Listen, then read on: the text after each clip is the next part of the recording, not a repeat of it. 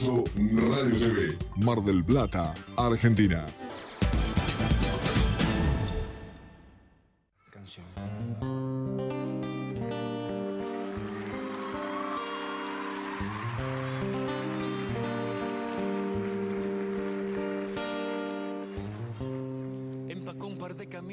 Buenas tardes, estamos en el Alféizar como todos los martes a las 19 horas.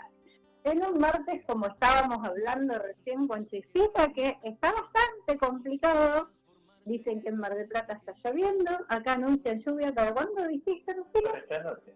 Para esta noche. Bueno, mi nieta me dijo que para mañana está anunciada lluvia y tormenta, así que esperemos que no sea tanto, pero bueno. Yo iba a hablar hoy justamente de que parecía que fuera el veranito de San Juan, porque estaba bastante lindo el clima. Sí, pero había mucha humedad. Claro, pero viste que el veranito de San Juan, por lo menos yo me acuerdo que antiguamente aparecía para vacaciones de invierno. Yo decía que yo cuando iba al colegio todavía, hace mucho, la gente solía decir que se venía un veranito porque los primeros días de las vacaciones estaban siempre lindos. Pero se empezaban las vacaciones el 9 de julio. Lo que pasa es que después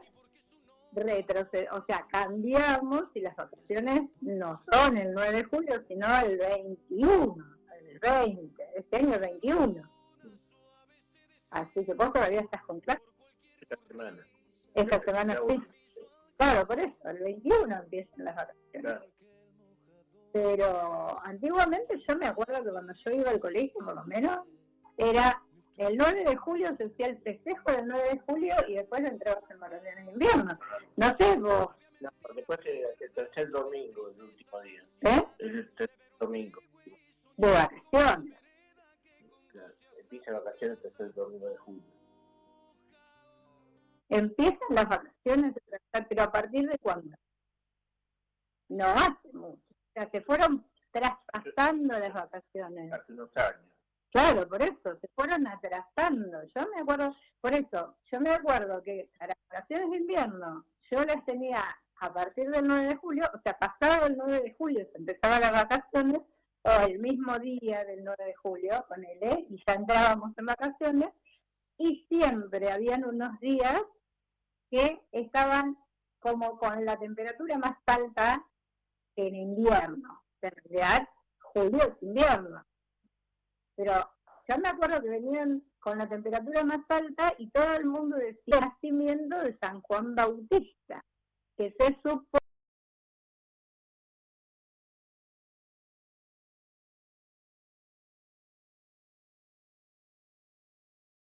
supone que viene con un clima diferente. Pero San Juan Bautista, yo me fijé antes de ayer porque dije, tenemos el veranito de San Juan, pero me fijé y el San Juan Bautista nació el 24 de junio, o sea que siempre el nacimiento de San Juan Bautista se atrasaba. Si le decían que era por San Juan, es porque el clima lo retrasaba. ¿Qué había pasado después del nacimiento de San Juan Bautista? No sé, pero bueno. ¿Vos sabés? No cogen a lo que le conviene, por ejemplo, en este caso, se estima que en agosto empiezan, después de vacaciones, para picos libres, todo eso. Ajá. Entonces, parece que el calendario da bien así, el calendario escolar. Está bien. Por eso. Pero eso para los colegios secundarios y universitarios. Sí. Ok. Pero no, o sea, las vacaciones de invierno, las reales vacaciones de invierno se calculan en un colegio primario. En general empiezan las vacaciones después que los otros y las terminan antes que los otros. Yo te estoy hablando, yo no me acuerdo del colegio secundario cuando teníamos vacaciones. Yo me acuerdo cuando teníamos colegio primario. Ahora, que terminaba con la fiesta del 9 de julio y entrábamos en vacaciones. Ahora empiezan, creo que el primario empieza un poco antes siempre. Claro, por eso, porque está el periodo de adaptación, todas esas cosas, ¿no? No, pero estás hablando de principio de año, eso es a principio de año. Bueno, quiero decir, ya el calendario ya se corre así. Ay, no nos entendimos, no importa, no tiene importancia. Yo sinceramente estaba pensando que teníamos el veranito de San Juan. No sé si el veranito de San Juan termina cuando llueve o no. Espero que no. Espero que sigamos teniendo un tiempo. Todavía no entramos en vacaciones de invierno. No. O sea, no en colegio primario. Sí. Así que estamos ahí en los albores, la semana que viene recién empieza. Sí. Y los secundarios y universitarios en realidad están dando exámenes. Ahora sí vos. Claro. Bueno, chicos. Los universitarios están dando exámenes. Pero los secundarios están en cierre del trimestre. Claro. Cierre del trimestre. Eso está. Que termina el viernes. Ok. Sí. Bueno, sea como sea, estamos a día 15 de julio. Sí. Qué rápido que pasó el año, pero bueno, en fin. Y como 15 de julio, entonces vamos a hablar un poquito de algunos nacimientos, como hacemos siempre. Yo no sé si querés, hablamos la semana pasada de Levi. Yo no sé si vos querés que hablemos de Levi, que la semana pasada te tomaste tus vacaciones o tu día feriado. No sé, pero bueno, si no arrancamos directamente, yo creo que algo de Levi dije fue el 13 de julio de 1985.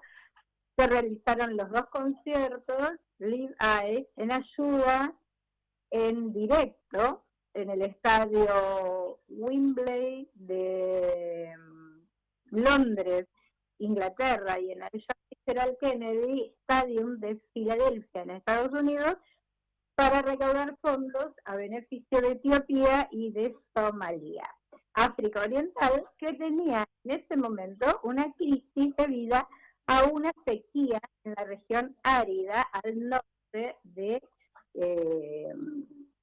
Etiopía. Entre 1983 y 85 se produce lo que se llamó el infierno de la tierra. Entonces, la falta de agua y de alimentos que nacen del suelo provoca muertes a los hombres por hambre, nada. ¿Ves? Por hambre, y no solamente hambre, sino ¿cómo es que se dice? Deshidratación, seguramente. No creo que fuera únicamente porque no podían comer, es también porque no podían tomar. No había agua. Y lo que había debía ser contaminada, porque había sequía. Entonces, bueno, Bob Geldof y Nick Ure forman Base 8, lo cual en 1984 graba Do They, a ver, espérenme un poquito que no leo bien, Do They Know It's Christmas. O sea, ellos saben lo que es Navidad. Junto a la grabada en 1985, We Are the World, fueron los conciertos, o sea, fueron los himnos del Live Aid. Bueno, yo me acuerdo de We Are the World, eso sí. Muchos artistas conocidos. Por eso. Yo me digo varios. Y bueno, por eso, nosotros somos el mundo. Eso es lo que quiere decir. La recaudación superó los $100 millones. Participaron Bob Geldof, que participó en la película The Wall de Pink Floyd. La semana pasada puse la música de Pink Floyd, con la que Pink Floyd había participado del lugar. Queen, Led Zeppelin, también pusimos música de Queen, Led Zeppelin, Stevie Wonder, Eric Clapton, Santana, Duran Duran, Tina Turner, Bob Dylan, The Cats, David Bowie, U2, Phil Collins, Sting, Ultravox y Mick Jagger, y participaron los Rolling Stones, que se habían creado, se habían formado prácticamente para la misma fecha. No en 1985, por supuesto. O sea, hablamos la semana pasada de la formación de los Rolling Stones, que se dio en 1962, pero más o menos para julio de 1962. Bueno, después de los Beatles, ¿no? Después de los Beatles, exactamente. Pero estas coincidencias milagrosas, acá está lo que yo te estoy explicando, que el 12 de julio en 1962, Mick Jagger, Keith Richards, Brian Jones, Dick Taylor y Antigua Miss Ivory tocaron en el Mercury Club de Oxford Street en Londres con el nombre de The Rolling Stones por primera vez, con la imagen que representa la boca con su lengua caracterizada. Al grupo tocaron covers de blues, de R&B, de Bright Light, de Big City. Fue un concurso de bandas. La ganadora tocaría en un show de radio, o sea, en un concurso de bandas que se estaba realizando en este lugar, en el Mercury Club. Fue un concurso de bandas. Mick Jagger, Keith Richards tomaban el tren a Dartford, de Dartford a Londres todos los días, con el sueño de formar una banda de blues. En ocasiones, el primero subía con la banda local de Blues Incorporated a cantar en este Oldham, a cantar en este tren. En 1963, George Harrison las presenta a Andrew Luke, Billy Wyman en bajo, y van a grabar su primer éxito, I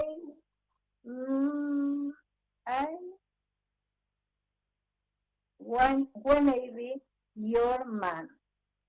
I Wanna Be Your Man. A las 12 horas del 13 de julio de 1985, ahora volvemos al cierre del Levi's. ¿Tienes frío? No, es que estoy medio chucho. ¿Tenés frío?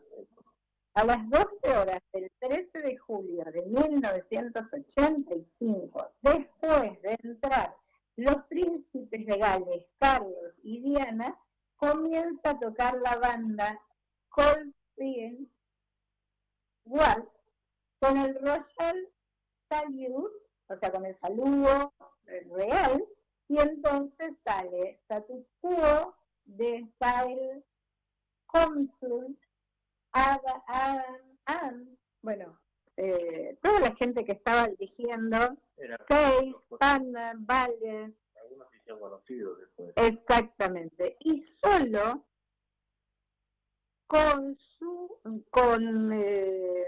consiguieron que Elvis Costello toque el clásico de los Beatles, All You Need Is Love. Todo lo que necesitas es amor.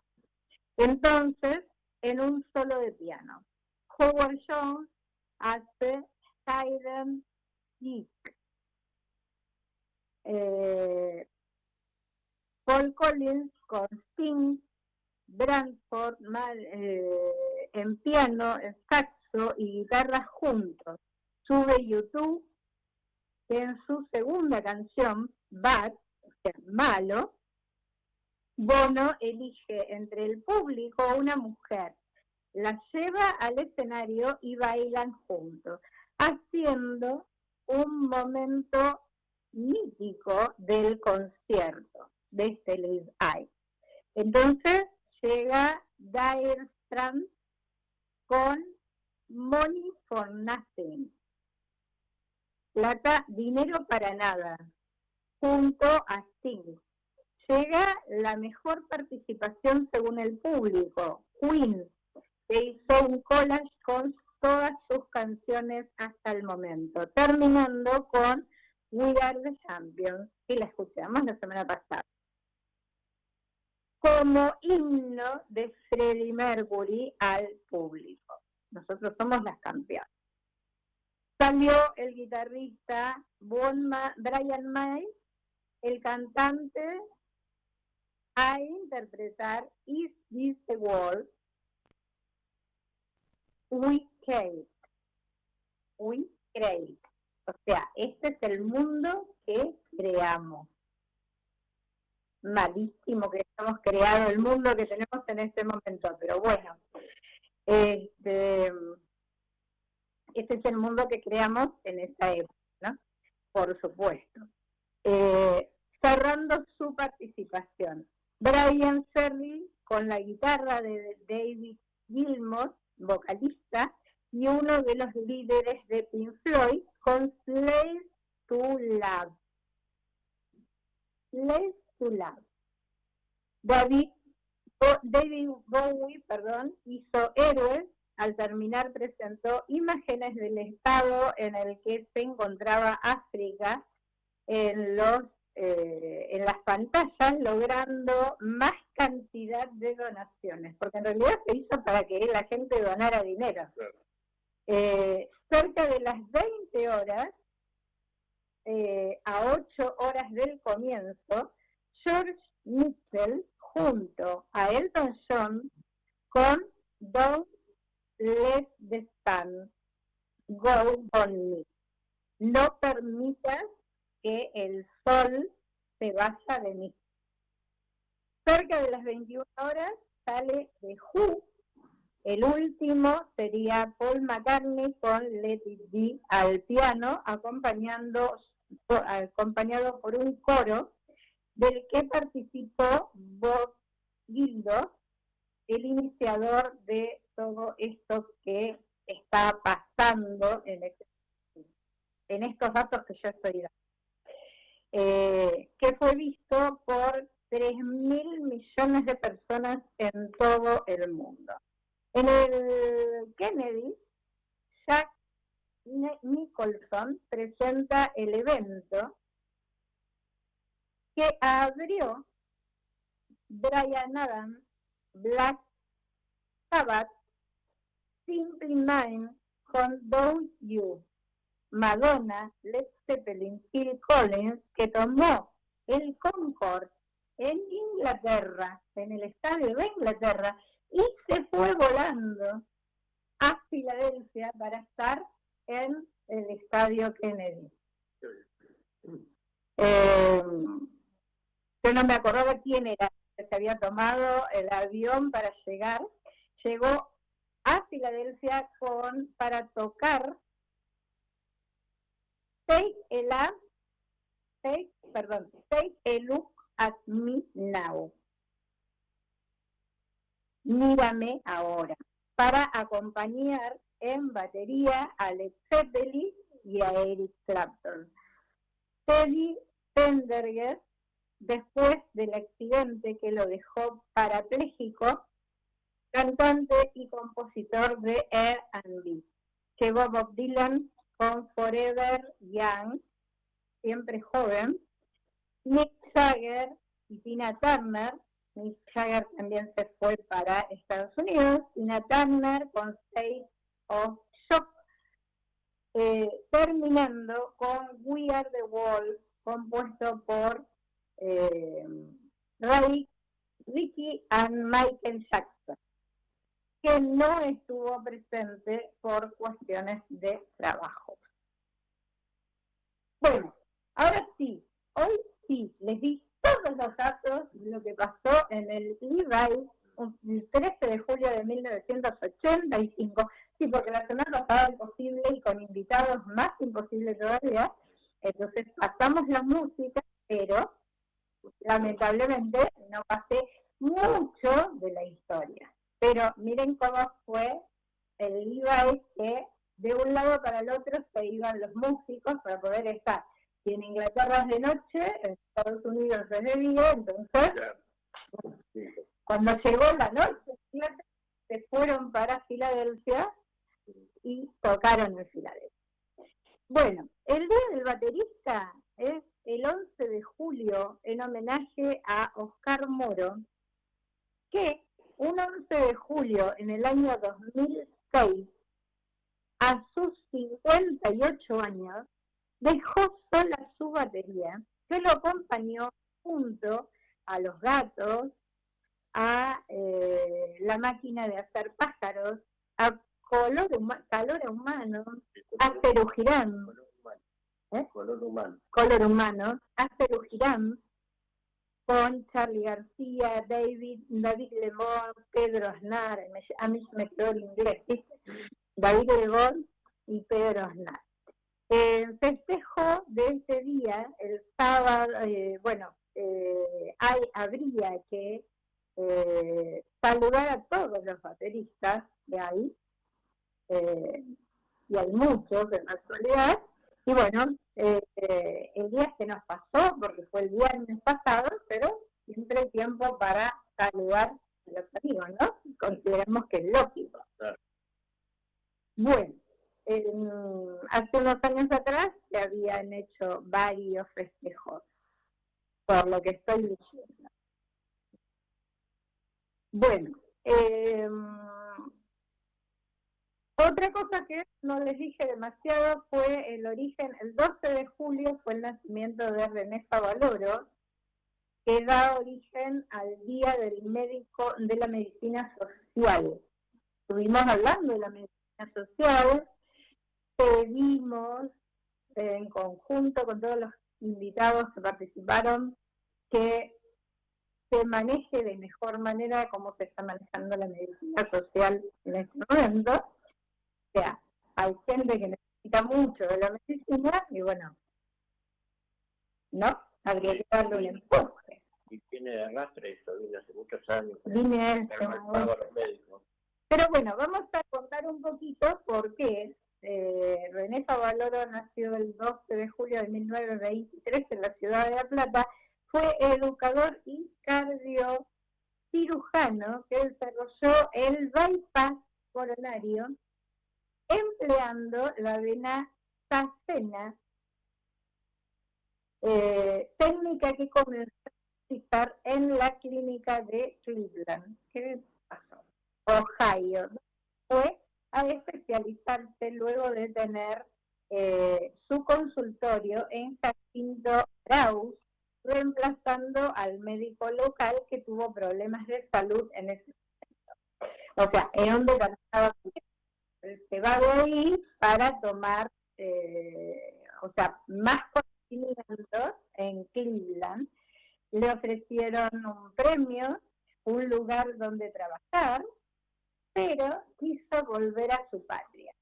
Y el año 1970 lo encontró en el sanatorio Güemes, convencido por el doctor Luis de la Fuente, cardiólogo y amigo. Siempre agradeció a su abuela materna, que le enseñó cómo las semillas daban frutos y la emoción que esto le daba a ella. Le dedicó su tesis de doctorado a la abuela, a mi abuela Cesaria, que me enseñó la belleza hasta en una pobre rama. En los 12 años en La Pampa, donde su hermano puso una clínica, disminuyó la mortalidad infantil, se redujo la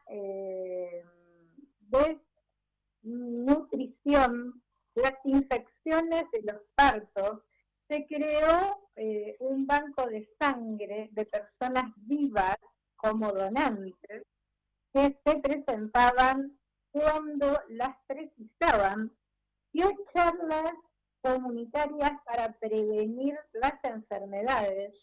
En 1970, antes de salir de Cleveland, editó un libro que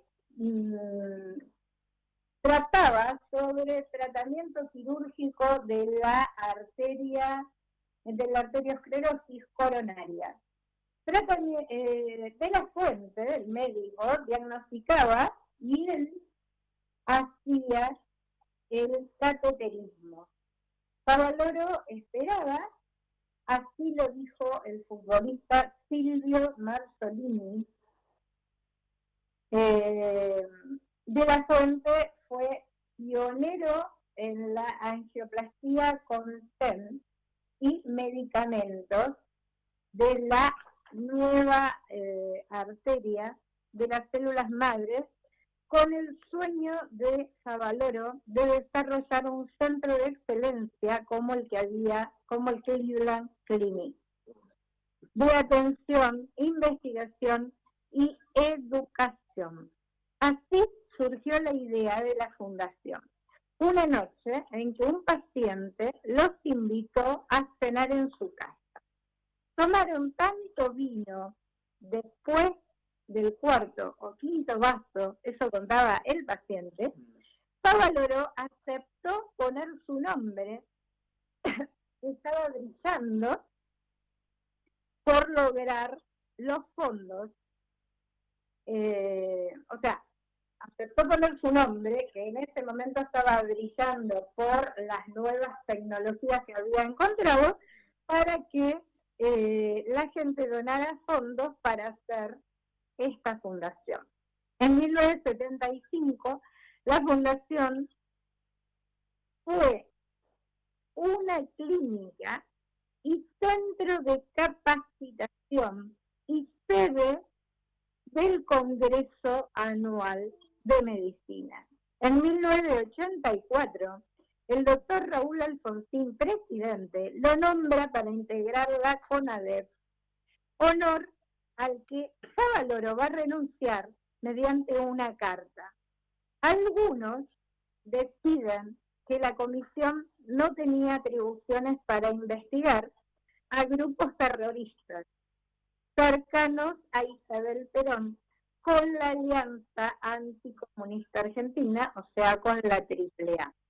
Además, sugirió que el laboratorio de los doctores Emilio Haller y Luis Berruno hiciera los exámenes de compatibilidad, y las abuelas de Plaza de Mayo no aceptaron, porque Berruno trabajaba en el hospital militar mientras en la época del proceso, donde funcionó el centro clandestino. En 1992 se inaugura en Buenos Aires el Instituto de Cardiología y Cirugía Cardiovascular de la Fundación sin fines de lucro, con servicios en trasplante cardíaco, pulmonar, hepático, renal y de médula ósea. Favaloro concentró todos sus trabajos junto a un selecto grupo de profesionales, dejando el Sanatorio Güemes. Sobre el aborto, él decía: legalizar no quiere decir que estemos autorizando a que todo el mundo se haga un aborto. Es para que esa persona desgraciadita, que no tiene recursos ni carga social, caiga en un tratamiento que la llevará a la muerte, a diferencia de los niños que sí tienen una privilegiada ocupación que hace, o sea, que se puede hacer en una clínica tranquilamente. Entonces, bueno, una clínica de prestigio donde no le va a pasar nada. O sea, es para presentar una igualdad en el sistema. Igual, dice, no es de su gusto. Dirá en un reportaje en la televisión. El 29 de julio del año 2000, el día del cumpleaños de su amigo, el doctor de la Fuente, se encierra en el baño, dejándolo dejando antes 7 cartas, entre las cuales una era para el presidente de la nación, otra iba a los diarios, bueno, otra iba a su amigo pidiéndole disculpas por haber hecho eso justo el día de su cumpleaños, pero bueno, se termina suicidando, matándose en el mismo lugar que él siempre curaba, en el corazón. Claro, se suicidó porque no consiguió el respaldo que él pedía, ¿no? Y aparte tenía muchos principios, muchos valores, no transaba con otras cosas. Y aparte era muy... Bueno, por eso no aceptó participar cuando Alfonsín le dijo que le ofreció que participara de la CONADER, que es la comisión para ver quiénes eran las personas que estaban desaparecidas o para estudiar los cuerpos, no justamente porque había un motivo por el cual no se permitía investigar a todos los que estaban a favor de María Estela Martínez de Perón, de la Triple Alianza, y bueno. Había cosas muy turbias ahí, ¿no? Peligrosas. Por eso, entonces, como no se podía investigar justamente en esos lugares donde realmente estaba el problema radicado, entonces, bueno, o sea, hubieran encontrado un montón de hijos de desaparecidos en poder, o sea, rescatados, entre comillas, por grandes generales o capitanes del ejército, a quienes no se los iba a poder enjuiciar de alguna manera. Pero bueno. Así que en el año 2000, un 29 de julio, pero bueno, post su cumpleaños, que fue el 12 de julio. Así que, como yo siempre sigo la idea de dar los cumpleaños, o sea, los días del nacimiento y los días de la muerte, entonces, y él tiene un libro, no sé si escribió más de uno, el médico rural, ¿no? Rural. Él estuvo en un pueblo donde estaba la gente pobre. Acabo de decir, en La Pampa estaba. En realidad fue una gran cosa que a él le hizo bien y le gustaba. Siempre lo dijo.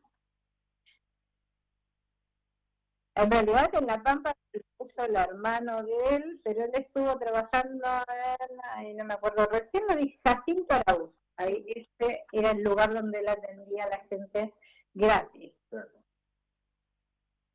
Habíamos hablado también hace un par de semanas atrás del doctor Maradona, que hacía lo mismo, pero en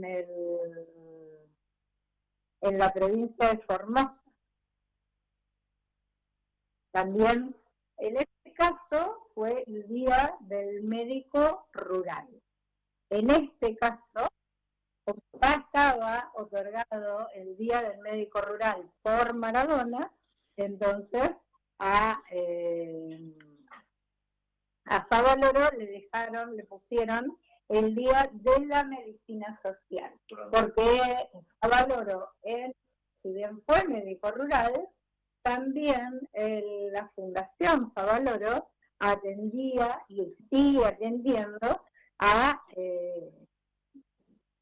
obras sociales de distinta índole, pero a obras sociales. A ver, nadie puede olvidarse que la señora Tita Merelo estuvo viviendo en la Fundación Favaloro sus últimos años, por un lado por falta económica, o sea, no tenía cómo mantenerse, no tenía familia que la cuidara, y por otras necesidades físicas que ya tenía, por lo cual la fundación la apoyaba y la cuidaba también. Y aparte era parte de lo que sería PAN. Aparte ella tenía mucha confianza en el doctor Favaloro y se sentía como en su casa. Entonces, claro. Cualquier cosa que pasaba se iba para allá. Es que le hicieron una casa en realidad. En realidad estuvo viviendo ahí en la fundación, ayudando, supongo, porque también el arte ayuda a los enfermos, entonces lo más probable es que... Pero bueno, todos sabemos que Tita Merelo era gran fumadora y hacía mucho tiempo, y todo eso te puede traer muchísimos problemas de salud. Bueno, otro gran músico que tenemos el 11 de julio, en 1914 nació, en la calle Cabrera, entre Anchorena y La Prida, pleno barrio del Abasto, se llamaba Aníbal Troilo.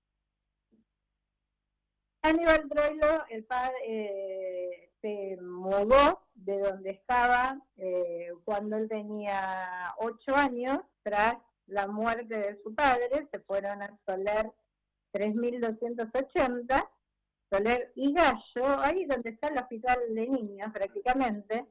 El padre le decía Pichuco, que venía de Piquiuso, ahí está, así se lee, Piquiuso, que en napolitano significa llorón.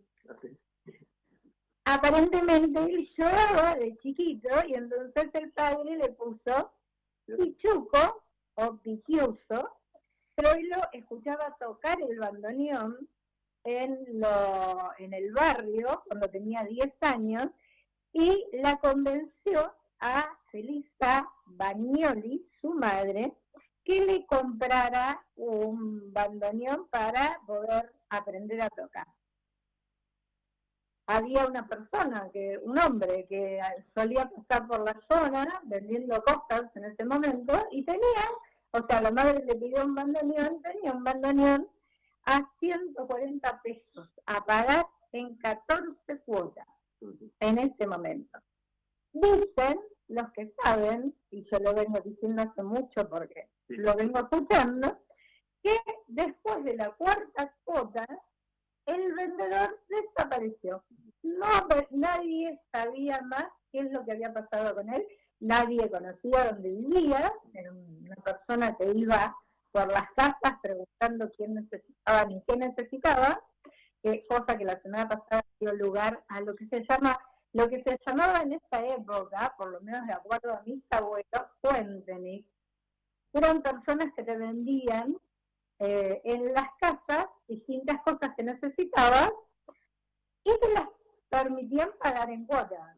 Llevaban lo que era una carpetita, una tarjetita, un anotador de almacén, y ahí anotaban lo que cada uno le debía. Había esa confianza, ¿no? Era otra época.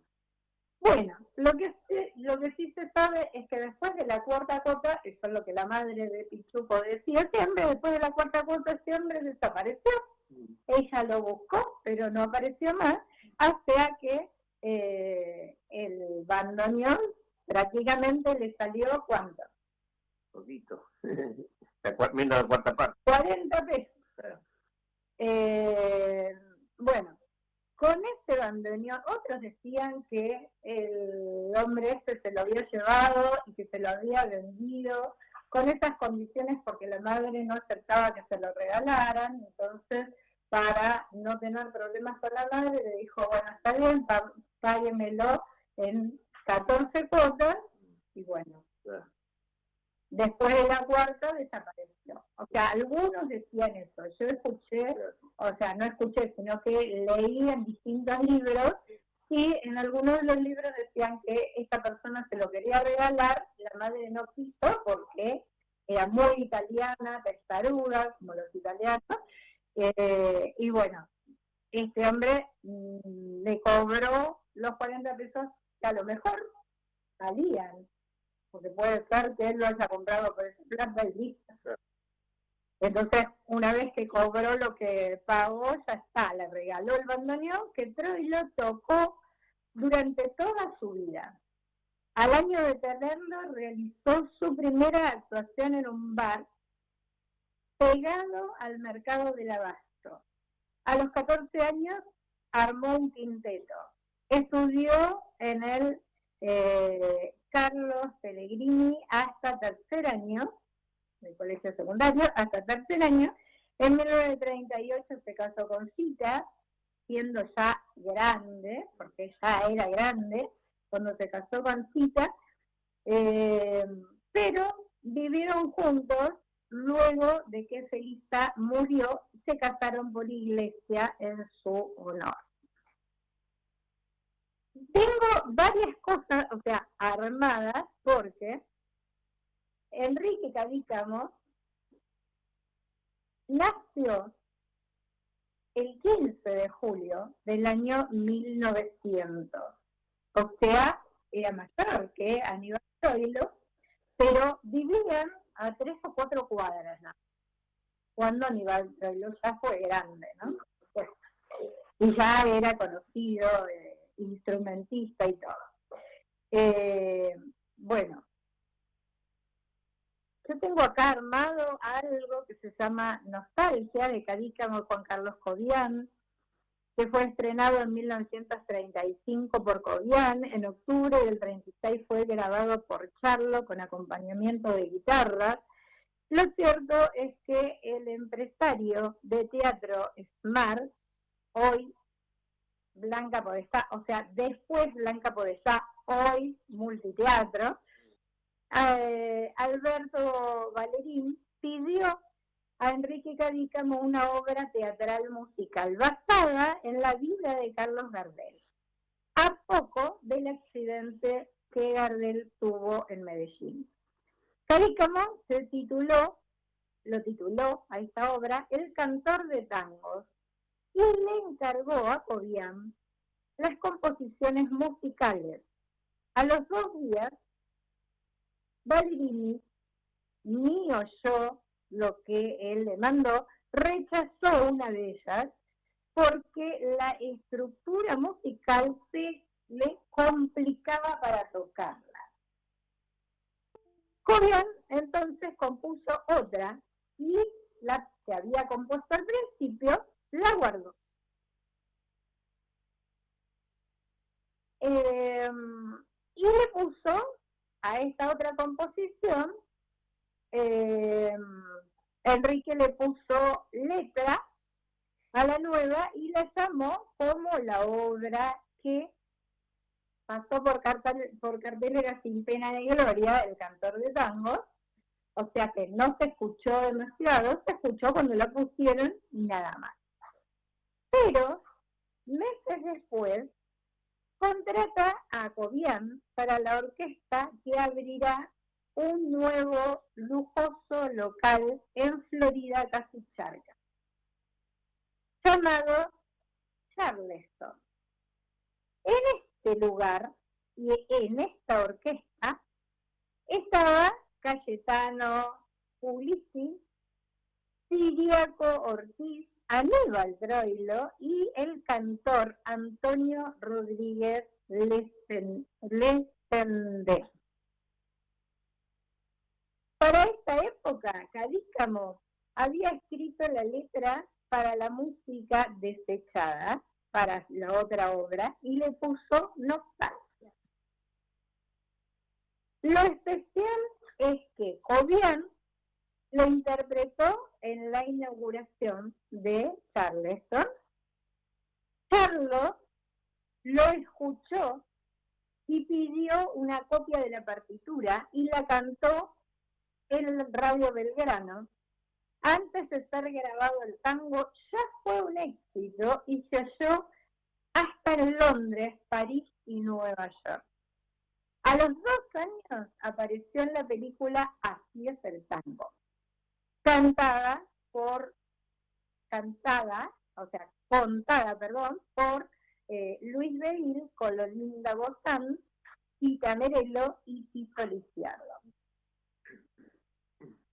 Es una buenos artistas de la época. Claro, bueno, pero por eso fui juntando un poco las distintas cosas. Los Mareados tienen también su historia compartida por Cadícamo, Troilo y Cobian, porque comenzó con letra de Raúl Doblás y de Alberto Weisbach, la música la hizo Cobian en 1922, el año que conoce a Enrique Cadícamo en una fiesta en Recoleta. Para una obra que se llamaba Los Dopados. Esta obra también pasó sin pena ni gloria, y la canción que Raúl Doblas y Alberto Weinbach hicieron también pasó sin pena ni gloria. Pero Cobian guardó la partitura de la música que había hecho y la tocó cuando estuvo en Nueva York. Cuando la escuchó en la radio Aníbal Troilo, se apareció en la casa de Enrique Cadícamo, se arrodilló y le pidió que escuchara esta música y que le pusiera letra. Y nació el tango Los Mariados. O sea, otra historia del tango que unió a estas tres personas: Enrique Cadícamo, Juan Carlos Cobian y Aníbal Troilo. Qué lindo título, Los Mareados, ¿no? Los Mareados. Y Los Mareados porque empieza el tango con una chica que estaba tomando. Rara, como encendida, yo te veía linda y fatal. Tomaba y en el fragor del champán loca reía por no llorar. Pero, ¿Vos lo conocés el tango? ¿No? Sí. Bueno, también la historia de este tango los une así, aunque parezca mentira, a los tres. Cadícamo usó dos seudónimos: Rosendo Luna y Gino Lucy.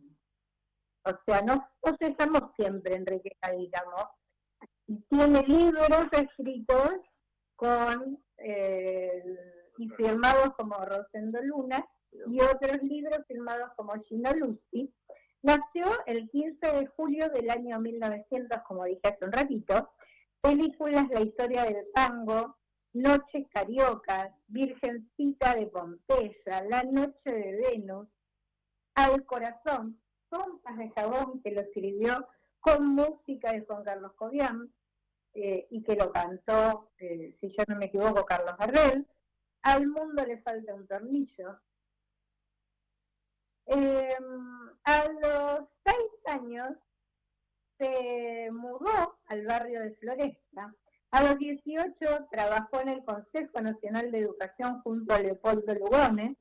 A los 26 años publicó su libro Canciones Grises, La luna del vasco fondo, Viento que lleva y trae, la novela Café de Camareras. Recordará Eduardo Pereira, sigo bien, compositor de Madame Yvonne, en un reportaje. El tango, la primera parte, es la Rapsodia húngara de Franz Liszt. Él a los 10 o 12 años la estudió con pantalón corto en piano. La mujer del tango no fue un amor. Estamos hablando del tango. A ver, espérense un poquito. Y ahora les voy a decir a dónde pasé con esta historia.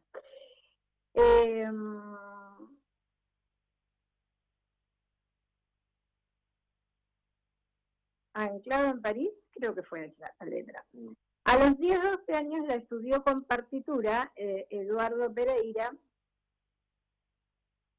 Cobraba la pensión cuando él vivía en Montevideo y tuvo un accidente por el cual no pudo seguir trabajando durante un tiempo. Entonces,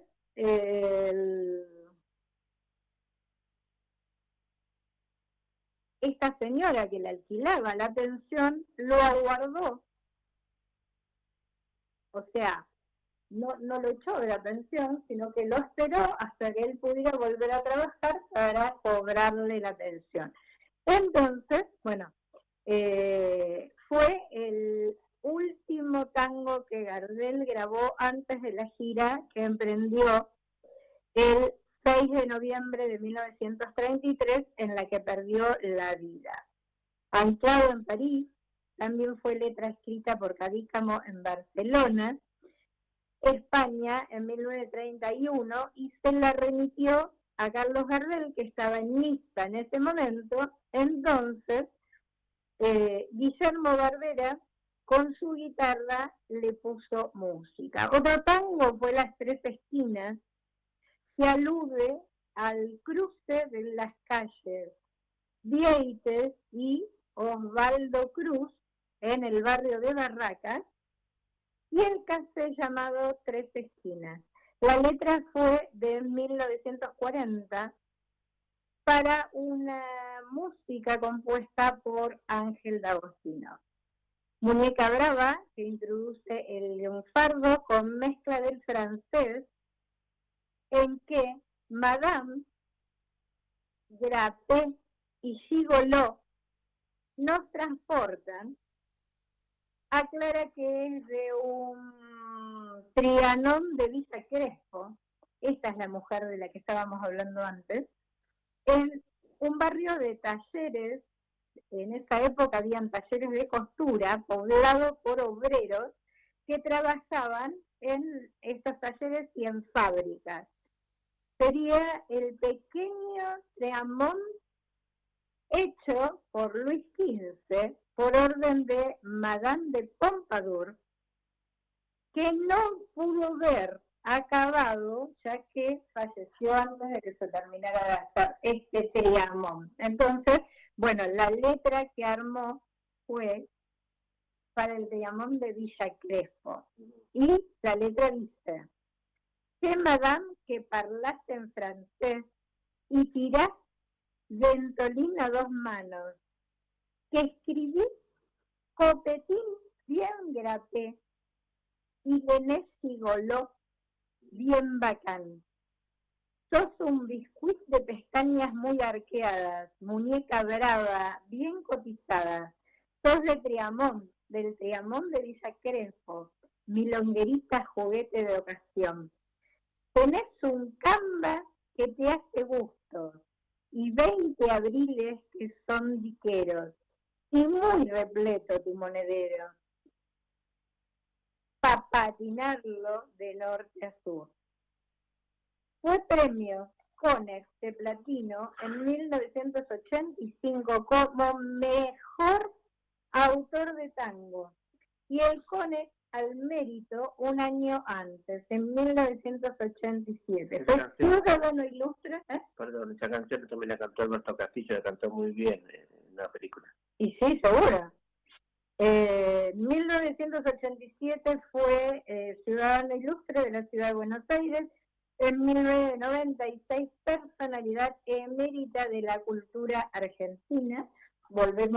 Vuelvo a repetir que estoy hablando de Enrique Cadícamo, que murió en 1999, antes de iniciar el nuevo siglo. Vivió 99 años. Qué bárbaro, ¿no? Así que, sí, el Tango Los Mareados, de alguna manera, o sea, yo hice una obra de teatro sobre el Tango Los Mareados, dando prácticamente toda esta historia. Acabo de contarles de otra manera diferente. ¿La cantaste alguna vez? ¿Eh? ¿La cantaste alguna vez? La sacamos, sí. Hicimos temporada en el teatro que estaba en Corrientes, entre Rodríguez Peña y Montevideo, que ahora lo tiraron abajo. O sea, hace un par de años que lo demolieron, y ahora es arriba un restaurante de comidas indias, y abajo hicieron una pizzería común de venta de pizzas. ¿Cómo era que se llamaba el teatro? El Porteño. Que aparte lo hice ahí justamente porque el Porteño fue el teatro donde se estrenó Juan Carlos Jovián, Los Dopados. No sé dónde quedaba el Porteño, pero había un teatro que estaba en Corrientes, entre Rodríguez Peña y Montevideo, que se llamaba El Porteño, y ahí estrené Los mareados enfrentados, una historia de tango. Está bien. Y la quiero volver a poner, ese es el tema. Quiero volver a ponerla, obviamente con otros protagonistas y más adornada de lo que estuvo en su momento, pero sí, en 2014 le hicimos. Qué bueno. Así que, y eso es muy chiquitito, algunas de las cosas que tenían en conjunto ellos. Aníbal Troilo y Chuco con con Juan Carlos Cobian y Enrique Cadícamo. Y tienen un libro que se llama El desconocido de Juan Carlos Cobian. Y yo siempre lo recuerdo como este desconocido de Juan Carlos Cobian. Pero bueno, no sé. Cuando pregunto, me dicen que no es este desconocido. Yo lo recuerdo con ese nombre. Si alguien llega a tener de casualidad ese libro, les pido por favor que se comuniquen con la radio, que yo se lo compro. Porque, o sea, lo estudié, lo recontra estudié para poder hacer la obra de teatro. Y en la librería en donde lo tenían, lo vendieron y desapareció. Y yo no lo pude comprar porque salía caro en ese momento para mi bolsillo, por supuesto, y no me apareció más. Así que aquel suertudo que tenga el libro, si quiere venderlo, que se comunique con la radio, que yo lo voy a comprar. Entonces, ¿cómo se llama el libro? Pone Ese desconocido de Juan Carlos Cobian. Chisita, poneme la música que te mandé, que es música nada más, así descansan un poquito de historias y va a empezar Rufino a darnos la propuesta que nos trajo. ¿Sí? Bueno.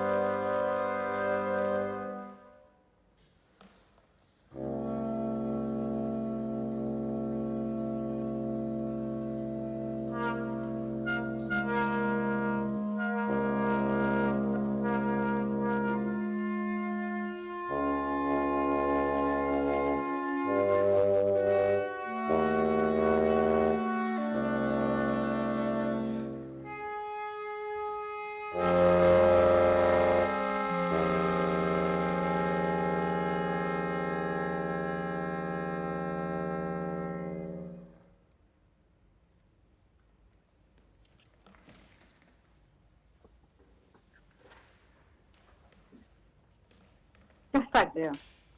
Así que podés, les voy a contar que esta es una música de Néstor Cirabolo, que es un compositor que trabaja, lo vamos a tener el jueves que viene en Compartiendo Misceláneas, trabaja en la Universidad de Artes, trabaja en distintos lugares, distintas universidades, enseñando cómo componer, y esto lo tomé de una de las conferencias que dio.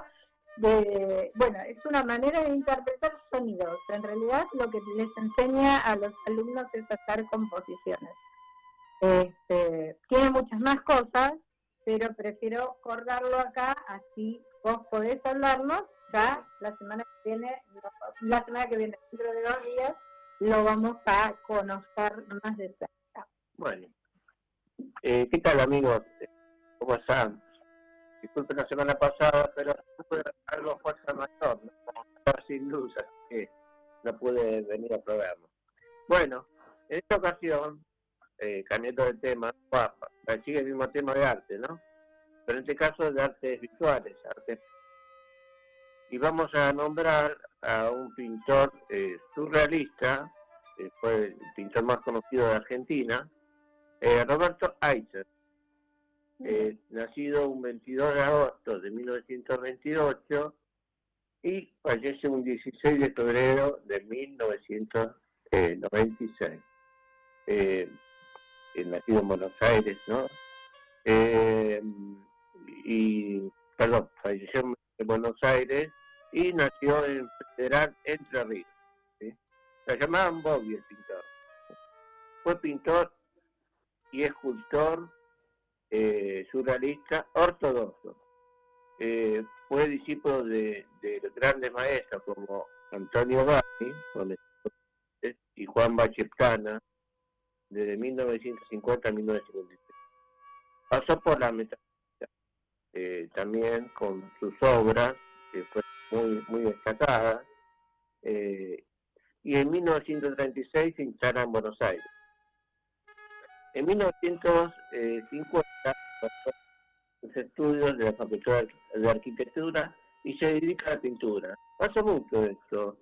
Yo he conocido muchos compañeros o muchos profesores que de arquitectura se pasan mucho a la pintura. Así que eso van a ver en varios artistas. Hace su primera muestra individual en 1958 en la Galería Galatea de Buenos Aires, donde ya tenía una tendencia a la metafísica, con sus paisajes y construcciones cereales.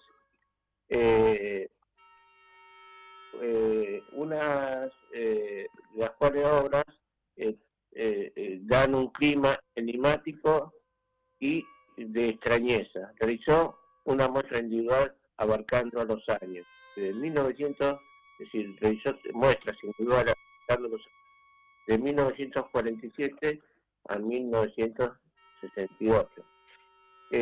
Estudió su secundaria en 1958 en el Colegio Nacional de Buenos Aires. También realizó una muestra en el Instituto Torcuato Di Tella. En 1969 el artista desarrolla un lenguaje basado en formas contundentes y entre la posición vacilante entre un estado de quietud absoluta y la sensación de abismo incesante, donde manifiesta un gran caudal poético mostrando su tendencia hacia la geometría, con escenas envueltas en atmósferas, reminiscencias y de sueños, donde los objetos y personajes son presentados como entidades etnográficas y ambiguas por lo formal, con figuras de paisajes, autorretratos, torres y monumentos. Realizó más de 20 exposiciones individuales, participó también en el premio Boris y Mar de Buenos Aires en 1961, también en la séptima Bienal Internacional de San Pablo, Brasil, en 1963, e integró la exposición homenaje al maestro Juan Bacheplana de la Galería Rubas de Buenos Aires en 1966 a 1976, donde participa en la muestra de Torcuato Di Tella con dos tendencias, surrealismo y geometría. En ese tiempo, todo esto era todo nuevo. No se olviden que las tendencias pictóricas, las corrientes pictóricas de Europa, siempre tardaron más de lo debido, ¿no? Después, con el uso de la comunicación e informática, cambió eso. Pero al principio, los artistas, para conocer las nuevas tendencias, tenían que viajar a Europa. También formó el grupo Orión, compuesto por los artistas Antonio Berni, Sur Solar, Lino Spilimbergo, Juan Bacheplana y José Canas Planas, Casas Planas, que eran catalanes. También integró el automatismo. Saben que el automatismo formaba parte de la corriente surrealista, ¿no? La que hizo también Salvador Dalí. También siguió enviando pintura a San Pablo. Aparte participó de diferentes países como México, Río, y ciudades, ¿no? Como México, Río de Janeiro, Massachusetts, Londres, París, Zurich y Madrid. Recibió el premio Cassandra Fundatio de Chicago, otorgado por primera vez a un artista argentino en 1970. Utilizaba óleos de secado y lentes para poder seguirlos trabajando.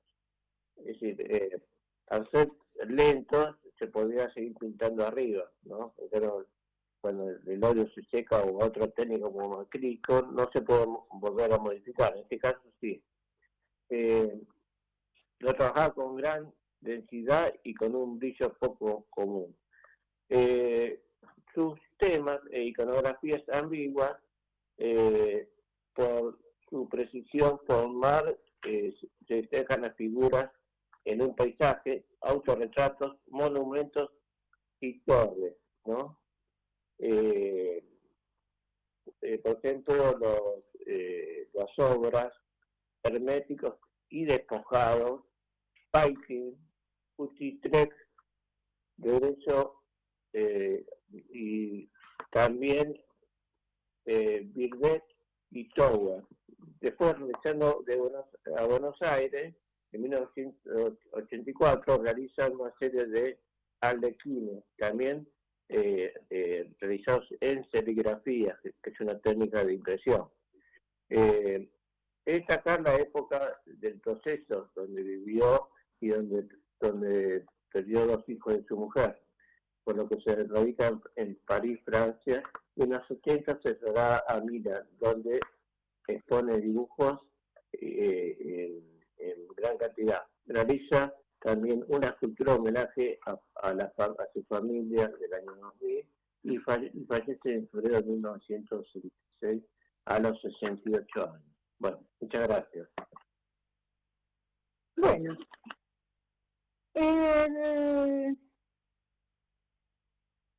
gracias a vos por los comentarios que hiciste. Yo me estaba olvidando que, a ver si puedo rescatarlo. No lo voy a poder rescatar, pero bueno.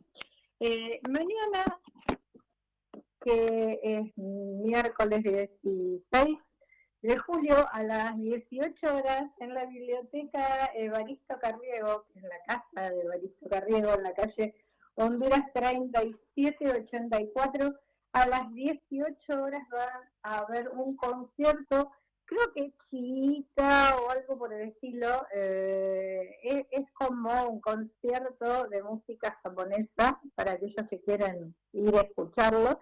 Y el jueves próximo, el jueves 31, no el jueves próximo, sino el de la otra semana, hay, a las 18 horas, en la misma biblioteca, hay una presentación de poetas, que yo pregunté si tiene el micrófono abierto, me dijeron que a lo mejor sí, o sea que a lo mejor la gente que va, si quiere, puede leer sus poemas, si es que hace poemas, pero bueno, aquellos que les guste escribir o que les guste escuchar poesía, bueno, mañana música, creo que es japonesa, si no me equivoco, o sea, es chica o algo, o el nombre, o Fujita, algo por el estilo.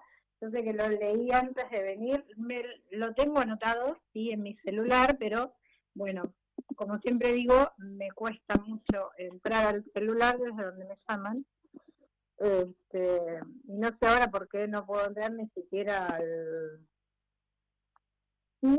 a internet como para buscarlo, pero bueno, no importa, es música japonesa. No sé por qué no me puedo ir de acá. Bueno, no pasa nada.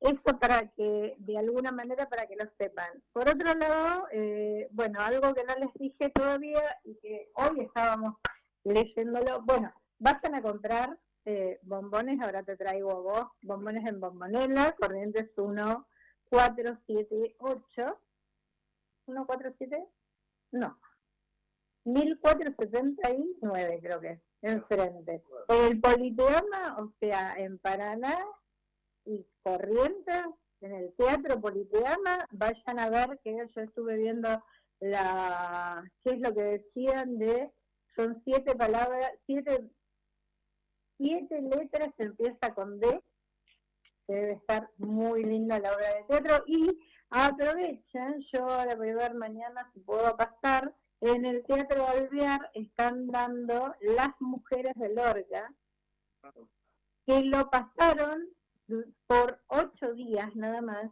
a el Teatro Alvear. Lo están dando en el teatro el que está, ¿cómo se llama? ¿Cómo se llama la zona? ¿Qué? ¿Vos te acordás que yo un día te pregunté si me llevabas con el auto? Porque lo están dando en el teatro que pertenece a los teatros de Buenos Aires, pero que está por la zona de... Ay, no me sale el lugar. ¿Almagro? No, no te hubiera pedido si fuera por Almagro, no, es por Tablada. Como se llama el barrio de Tablada, se llama de otra manera. Bueno, no importa. El teatro que tiene la ciudad de Buenos Aires, por esa zona, ahí lo están dando los domingos a las 6 de la tarde, pero por esta semana lo están dando en el Teatro Alvear aquellos que quieran ir a verlo. Me dijeron que está muy, pero muy buena la obra. Muy buena voz, se canta muy bien. Y en agosto, y bueno, obvio, y en agosto va a estar en el mismo Teatro Alvear dando un concierto. Bueno. Aparte, muy buena escenografía, muy buenos bailes también. ¿Vos lo viste? Sí. ¿Con quién fuiste? Te dije que alguien como compañera ahí por Mataderos. Por Mataderos, ahí está. Ese es el teatro, el que está en Mataderos. Bueno, el 11 de julio del año 1789, nos fuimos muy lejos, con tropas en Versalles, Tigres, el campo de Marte, Saint-Denis, Luis XVI, aconsejado por los nobles, cesó en sus funciones como ministro de Finanzas. Cesó en sus funciones al ministro de Finanzas, al contrario, o sea, él hace cesar en sus funciones al ministro de Finanzas Chase Nicker,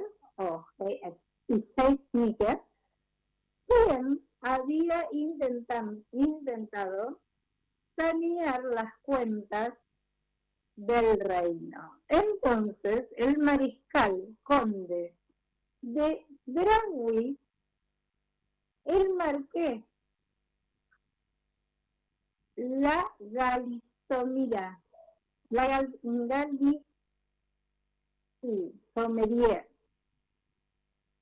el duque de Bengaillou y el barón Louis de Bretawell, el intendente Fulton, toman el gabinete constituyendo al conde de Puigdemont,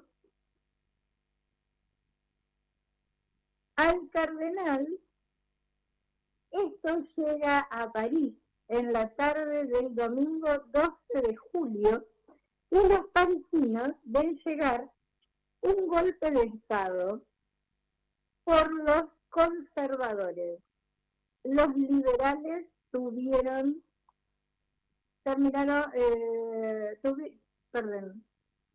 los liberales, las tropas reales cerraron la Asamblea Nacional Constituyente. Se reunieron 10.000 personas en torno al Palais Royal. Camille Desmilius, de la logia 9 Hermanas, concentró una muchedumbre, subía a una mesa y con una pistola en la mano gritó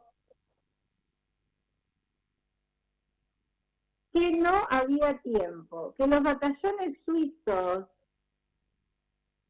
y alemanes tomarían el campo de Marte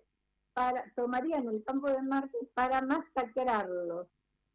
Eran tropas mercenarias. La Bastille había sido una cárcel de muchas víctimas de la monarquía. Se los encarcelaba ahí sin juicio alguno.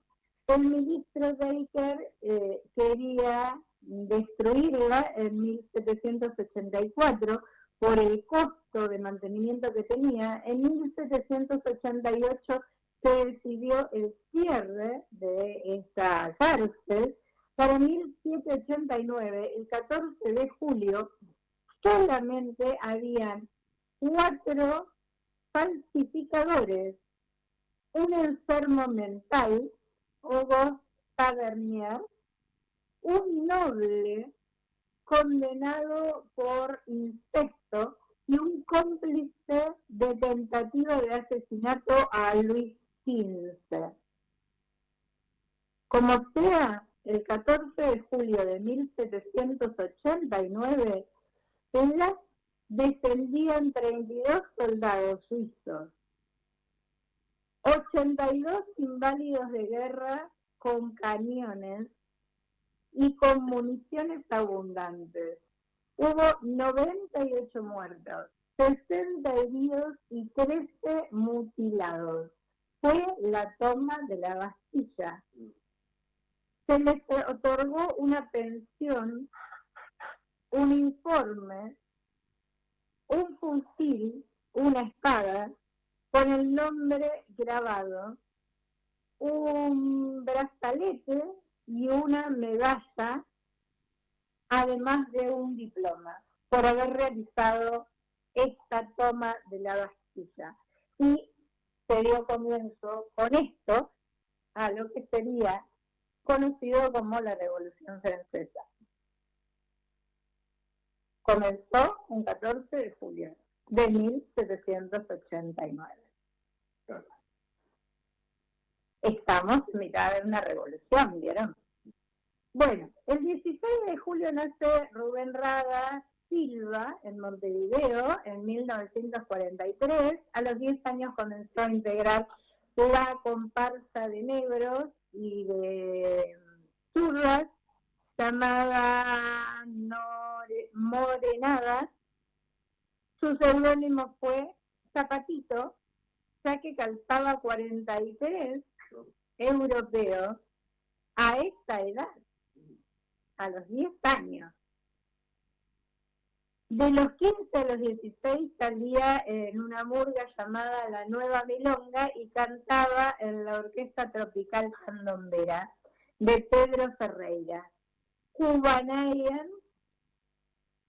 A los 17 integró la banda Hot Blowers, que editó 3 álbumes y se ganó al público también por el humor de bromista.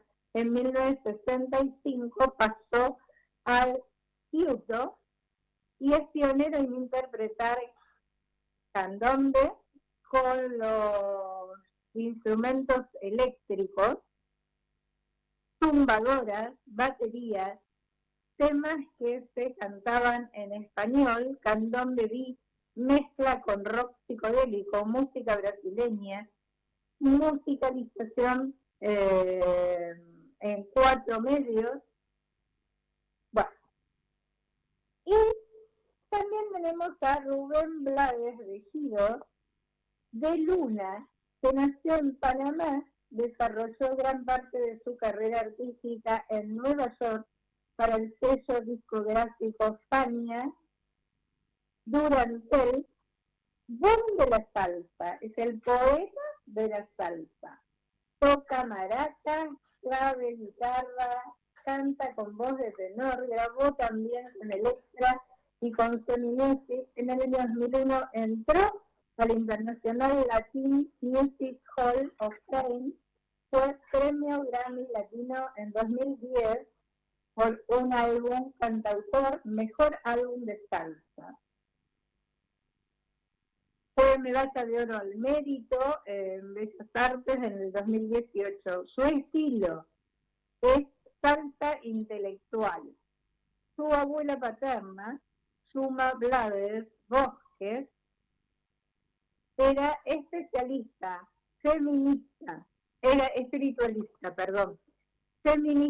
pintora y poeta. Me inculcó el sentido de la justicia, donde todos formamos parte de la solución. Es la base que me ayuda a seguir adelante. A los 15 años, los soldados estadounidenses que resguardaban el canal de Panamá mataron e hirieron a estudiantes que quisieron izar ambas banderas el 9 de enero de 1964. Lanzaron quiebre en sus convicciones. Egresó de la Facultad de Derecho y Ciencias Políticas de la Universidad de Panamá en 1974, de la de Harvard en 1985, del doctorado honorario en estudios mexicanos de la Universidad de Berkeley, en California. Fue doctor honoris causa en Humanidades, DH en Música de la Berklee College y Music Boston, Massachusetts. En 1970 su debut como cantante en el long play de Panamá a Nueva York. Un año antes había participado en Los Salvajes del Ritmo, donde su voz se pareció a la de José Chao Feliciano. Concluyó sus estudios en Derecho y se exilió en Miami. Buscó trabajo como cartero de la discográfica Fania y se contactó con figuras que cantaron sus temas. Entonces, en 1976, se incorpora a los coros y al año comienza con Willy Colón en Metiendo Mano Clásico de Salsa. Del disco salió Pablo Pueblo, Plantación Adentro, Lluvia de tus cielos, Me recordarás, de Frank Domínguez. Al año sale Siembra, un álbum con mensaje de orgullo cultural, justicia social y liberación política a los latinos. Pedro Navaja, socia, que habla del proxeneta Pedro Barrios, que se enamora de una prostituta, que al tiempo se libera del trabajo con él, la sigue, se cuenta su paso, su vestimenta y la suerte de Josefina. Cuando Pedro le dispara, ella responde con su revólver y ambos quedan tendidos en las calles. Se hace una película que a Rubén no le gusta y entonces va a aparecer Sorpresa en la vida te da sorpresas, sorpresas te da la vida, en donde cambia el final de Pedro. Un vago se lleva lo que tenían ambos y llega a una calle donde lo ve el Salá, que es un delincuente, que le roba a Lillera, va en busca de más, y cuando se acerca, Pedro revive y lo mata al Salá, pero le pone su documento. Entonces ve a Josefina y descubre que es un travesti. Llega Plástico, donde critica los valores del materialismo, la frivolidad, la pobreza espiritual de los que atentan sobre la riqueza y rinde tributo a gente de carne y hueso que no se vendió, orgullosa de su herencia latina. Siembra es la representación que cosecharás de acuerdo a las semillas que sembraste. Olvido olvídate de lo plástico, que eso nunca deja más. Siembra y con fe en el mañana nunca te arrepentirás. En 1980 viene Maestra Vida, la historia del padre Carnielo, su amor por Manuela, su noviazgo, matrimonio, el nacimiento de Ramiro y los malos tiempos. Maestra Vida, camarada, te da, te quita y te da. Es la historia de todo el mundo. Te da y te quita y te da. Bueno, creo que ya terminamos, porque si no me van a sacar del aire en cualquier momento, así que nos vemos el próximo martes. No sé si te gustó la última parte, no te gustó, pero bueno. No, Pedro Navaja fue un tema muy conocido de él, lo hizo famoso. Todos música de salsa como Willy Colón, que era muy conocido en su época, así que bueno, ya sí. Pero no quería faltar ni a decir la toma de la Bastilla, ni a dar esos dos nombres que son muy claves en los ritmos latinos. Gracias, Chispita, por estar ahí.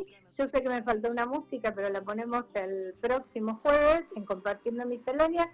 Nos vemos el jueves que viene a las 15 horas con más cosas, pero con invitados para contarles las obras de teatro que podemos ir a ver el fin de semana y el lunes próximo. Y bueno, nosotros nos vemos el martes que viene. Sí, un saludo para todos, amigos, que tengan una buena noche. Bueno. Su condición de transformarse en el hombre que soñó y no ha logrado. Dijo adiós con una mueca disfrazada de sonrisa y le suplicó a su Dios crucificado en la repisa el resguardo de los suyos y perforó la frontera como pudo.